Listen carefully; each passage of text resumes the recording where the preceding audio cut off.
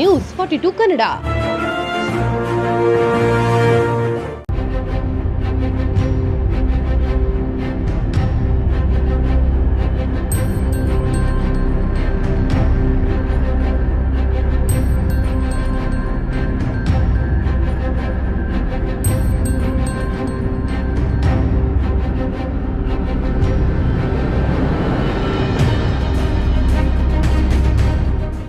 ಏನಿವತ್ತು ನಮ್ಮೆಲ್ಲ ಕನ್ನಡ ಪರ ಸಂಘಟನೆಗಳ ಒಕ್ಕೂಟದ ವತಿಯಿಂದ ಖಾಸಗಿ ಶಾಲೆಗಳಿರ್ಬೋದು, ಬೇರೆ ಬೇರೆ ಶಾಲೆಗಳಿರ್ಬೋದು, ಎಲ್ಲ ಶಾಲೆಗಳಲ್ಲೂ ಇವತ್ತು ಪ್ರವೇಶ ಪ್ರಾರಂಭವಾಗಿದೆ. ಈ ಪ್ರವೇಶಾತಿಗೆ ಎಲ್ಲ ಕಡೆ ಅವರು ಜಾಹೀರಾತು ಕೊಟ್ಟಿದ್ದಾರೆ. ಎಲ್ಲ ಕೂಡ ಆಂಗ್ಲ ಭಾಷೆಯಲ್ಲೇ ಜಾಹೀರಾತು ಕೊಟ್ಟಿದ್ದಾರೆ. ಅದರ ವಿರುದ್ಧ ನಾವು ಇವತ್ತೊಂದು ಹೋರಾಟವನ್ನು ಹಮ್ಮಿಕೊಂಡಿದ್ವಿ, ಸಾಂಕೇತಿಕ ಹೋರಾಟ. ಇವತ್ತು ರಾಮನಗರ ಜಿಲ್ಲೆಯಾದ್ಯಂತ ಹಲವಾರು ಖಾಸಗಿ ಶಾಲೆಗಳು ಏನು ಅವರು ಪ್ರಚಾರಕ್ಕೆ ಮಾಡಿದರೆ ಬ್ಯಾನರ್ನ ಅಳವಡಿಸಿದ್ದಾರೆ, ಎಲ್ಲ ಕೂಡ ಇಂಗ್ಲೀಷಲ್ಲಿ ಅಳವಡಿಸಿದ್ದಾರೆ.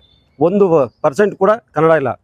ಇವತ್ತು ಸರ್ಕಾರದ ಆದೇಶ 60% ಕನ್ನಡ ಇರಬೇಕು ಅಂತಕ್ಕಂಥದ್ದು. ಆದರೆ ಯಾವುದೇ ಬ್ಯಾನರ್ಲಾಗಲಿ ಯಾವುದೇ ಬೋರ್ಡ್ಗಳಲ್ಲಾಗಲಿ ಇವತ್ತು 1% ಕನ್ನಡ ಕಾಣ್ತಾ ಇಲ್ಲ. ಇದರ ವಿರುದ್ಧ ಎಲ್ಲ ಕನ್ನಡ ಪರ ಸಂಘಟನೆಗಳು ಒಟ್ಟಾಗಿ ಇವತ್ತು ಎಲ್ಲ ಶಾಲೆಗಳಿಗೆ ಸಾಂಕೇತಿಕವಾಗಿ ಭೇಟಿ ಕೊಡ್ತಾ ಇದ್ದೀವಿ. ಈ ಒಂದು ಏನು ಫ್ಲೆಕ್ಸ್ನ ಅಳವಡಿಸಿದ್ದಾರೆ ಅದು ಈ ಕೂಡಲೇ ತೆರವುಗೊಳಿಸಬೇಕು. ಮುಂದಿನ ದಿನಗಳಲ್ಲಿ 60% ಕನ್ನಡ ಭಾಷೆನ ಅಲ್ಲಿ ಹಾಕಿಸ್ಬೇಕು. 40 ಭಾಷೆ ಅವ್ರು ಯಾವ್ದು ಬೇಕು, 40% ಯಾವ್ದು ಬೇಕಾದ್ರೆ ಯಾವ ಭಾಷೆನ ಅಳವಡಿಸ್ಕೊಳ್ಳಿ. ನಮಗೆ ಕನ್ನಡ ಭಾಷೆನ 60% ಅಳವಡಿಸ್ಬೇಕು ಅಂತೇಳಿ ಒತ್ತಾಯ ಮಾಡಿ ಸಾಂಕೇತಿಕವಾಗಿ ಎಲ್ಲ ಶಾಲೆಗಳಿಗೆ ಹೋಗಿ ಭೇಟಿ ಕೊಡ್ತಾ ಇದ್ದೀವಿ. ನಾವು ವಿಚಾರಗಳನ್ನ ತಿಳಿಸ್ತಾ ಇದ್ದೀವಿ. ಅವರೆಲ್ಲ ಕೂಡ ಸ್ಪಂದನೆ ಕೊಡ್ತಾ ಇದ್ದಾರೆ. ಇವತ್ತೇನಾದರೂ ಅವ್ರು ಏನಾದ್ರು ತೆರವುಗೊಳಿಸಿಲ್ಲ ಅಂದರೆ ನಾಳೆ ಬೆಳಗ್ಗೆಯಿಂದ ನಾವೇ ಸ್ವತಃ ಹೋಗಿ ಆ ಬ್ಯಾನರ್ನ ಹರಿದಾಕುವಂಥದ್ದು, ಕಿತ್ತಾಕುವಂಥ ಕೆಲಸ ಮಾಡ್ತೀವಿ. ಈ ಕೂಡಲೇ ಎಲ್ಲ ಶಾಲೆಗಳ ಮುಖ್ಯಸ್ಥರು ಎಚ್ಚೆತ್ಕೋಬೇಕು, 60% ಕನ್ನಡವನ್ನು ಅಳವಡಿಸ್ಬೇಕು ಅಂತೇಳಿ ನಾವು ಒತ್ತಾಯ ಮಾಡ್ತೀವಿ. ಎಲ್ರಿಗೂ ನಮಸ್ಕಾರ.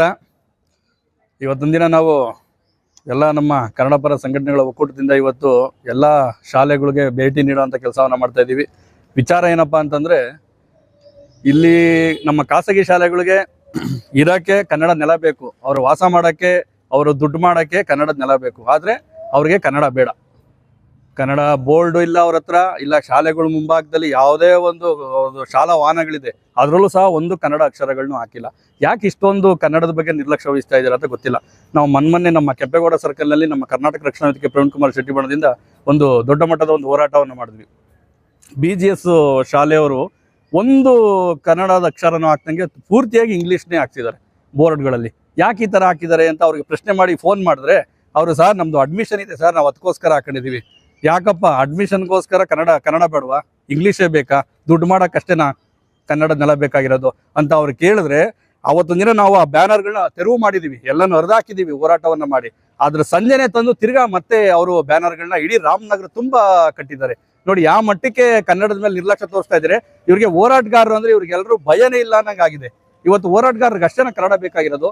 ಕಳೆದ ಒಂದು ತಿಂಗಳಿಂದ ನಾವು DDPNವ್ರಿಗೆ ಮನವಿ ಕೊಟ್ವಿ, ಪ್ರತಿ ಶಾಲೆಯಲ್ಲೂ ಸಹ ಕನ್ನಡದಲ್ಲಿ ಬೋರ್ಡ್ ಇರಬೇಕು, ನಾಮಫಲಕ ಹಾಕಬೇಕು, ಮತ್ತೆ ಏನು ಶಾಲಾ ವಾರ್ಷಿಕೋತ್ಸವ ನಡೆಸ್ತಾರೆ ಅಂಥ ದಿನಗಳಲ್ಲಿ ಕನ್ನಡ ಹಾಡುಗಳನ್ನ ಹಾಕಬೇಕು, ಮತ್ತೆ ಏನು ಶಾಲಾ ಅಡ್ಮಿಷನ್ ನೀವು ಬ್ಯಾನರ್ಗಳನ್ನ ಹಾಕ್ತೀರಾ ಪ್ರತಿ ತಾಲೂಕಿನ ಜಿಲ್ಲೆಯಾದ್ಯಂತ, ಅದು ಕನ್ನಡದಲ್ಲೇ ಇರಬೇಕು 60%. ಸರ್ಕಾರ ಇವತ್ತು ಆದೇಶ ಮಾಡಿದೆ, ಎಲ್ಲೇ ನಾಮಫಲಕಗಳನ್ನ ಅಳವಡಿಸಿದ್ರು ಯಾರೇ ಆದ್ರೂ ಪರವಾಗಿಲ್ಲ 60% ಕನ್ನಡದಲ್ಲಿ ಇರಬೇಕು ಅಂತ. ಅದನ್ನ ಯಾರು ಗಾಳಿಗೆ ತೂರ್ತಾ ಇದ್ದಾರೆ, ಯಾರು ಸಹ ಪಾಲಿಸ್ತಾ ಇಲ್ಲ. ಯಾಕೆ?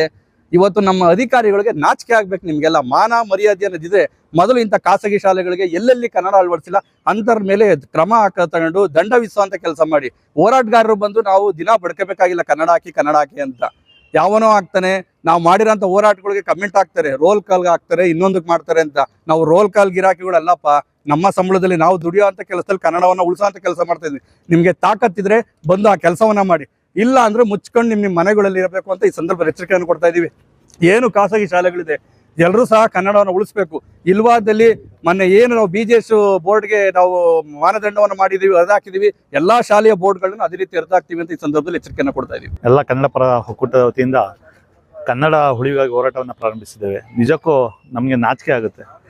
ಈ ಅಧಿಕಾರಿಗಳು ಇವ್ರ ಹತ್ರ ಮಣ್ಣು ತಿಂತಾ ಇದ್ದಾರೆ, ಅನ್ನ ತಿಂತಾ ಇಲ್ಲ, ಮಣ್ಣು ತಿಂತಿದ್ದಾರೆ. ಅವ್ರಿಗೆ ಒಂದ್ ಕಡೆ ಸರ್ಕಾರ ಸಂಬಳ ಕೊಡ್ತಾ ಇದೆ, ಇನ್ನೊಂದ್ ಕಡೆ ಖಾಸಗಿ ಶಾಲೆಗಳಿಂದ ಹಣವನ್ನ ಪಡೆದು ಈ ರೀತಿ ಎಲ್ಲ ದುಂದು ವೆಚ್ಚವಾಗಿ ಖರ್ಚು ಮಾಡ್ಕೊಂಡು ನೀವು ಆರಾಮಾಗಿರಿ ಅಂತ ಹೇಳಿದ್ದಾರೆ. ನಗರಸಭೆ ಕೂಡ ಕಣ್ಮುಚ್ಕೊಳ್ತಿದೆ. ನಗರಸಭೆ ಒಂದ್ ಕಡೆ ಬ್ಯಾನರ್ನ ತೆರವುಗೊಳಿಸ್ತೀವಿ, ಅನುಮತಿ ತಗೊಳ್ತಾ ಇದ್ದಾರೆ ಅಂತ ಹೇಳ್ತಾರೆ. ಆದ್ರೆ 100% ಹಾಕಿರುವಂತ ಇಂಗ್ಲಿಷ್ ಹಾಕಿರುವಂತ ಬ್ಯಾನರ್ಗಳನ್ನ ತೆರವುಗೊಳಿಸುವಲ್ಲಿ ನಗರಸಭೆ ಕೂಡ ವಿಫಲ ಆಗಿದೆ. ಹಾಗಾಗಿ ನಾವು ಹೇಳೋದಿಷ್ಟೇ, ಕನ್ನಡವನ್ನ 60% ಕನ್ನಡವನ್ನ ಕಡ್ಡಾಯವಾಗಿ ಬಳಸದೇ ಇರುವಂತ ಯಾವುದೇ ಖಾಸಗಿ ಶಾಲೆಗಳಿಗೆ ಅನುಮತಿಯನ್ನ ರದ್ದುಗೊಳಿಸಿ. ಸರ್ಕಾರ ಈ ಕೂಡಲೇ DC ಅವರು ಕೂಡ ಈ ಕಡೆ ಗಮನ ಹರಿಸ್ಬೇಕು. ಬರೀ ತಮ್ಮ ವೈಯಕ್ತಿಕ ಇವತ್ತೇನು ಜಮೀನ್ ವಿಚಾರವಾಗಿ ನೀವೇನೋ DC ಅವರು ತಲೆ ಕೆಡಿಸ್ಕೊತಾ ಇದ್ದೀರೋ ಅದನ್ನ ತೆರವುಗೊಳಿಸಿ ಈ ಕನ್ನಡ ಶಾಲೆಗಳನ್ನ ಕನ್ನಡನ ಉಳಿಸುವಂತ ಒಂದು ನಿರ್ಧಾರಕ್ಕೆ ಬರಬೇಕು.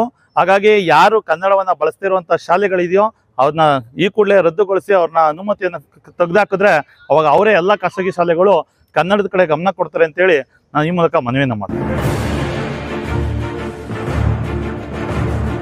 ನ್ಯೂಸ್ 42 ಕನ್ನಡ.